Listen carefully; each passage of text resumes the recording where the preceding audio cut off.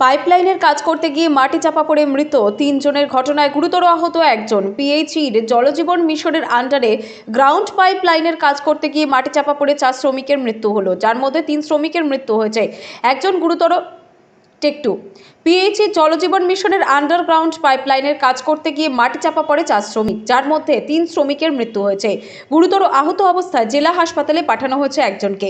ঘটনাটি ঘটে সালানপুর থানার অন্তর্গত ডালমিয়া কালিয়ারি এলাকায়। খবর পেয়ে ঘটনাস্থলে আসেন সালানপুর থানার পুলিশ। 4 শ্রমিককে উদ্ধার করে আসানসোল জেলা হাসপাতালে পাঠানো হয়।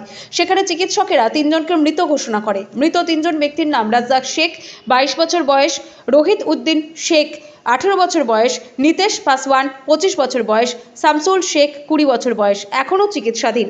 তাদের মধ্যে 3 জনের বাড়ি ঝাড়খণ্ডের পাকুড় জেলার ও অন্য একজনের স্থানীয় কুলটির চীনাকুড়ির বাসিন্দা বলে জানা যায়। স্থানীয় ব্যক্তি ফুচু বাউরি বলেন, বাড়িতেই শুনলাম ধস নেমেছে।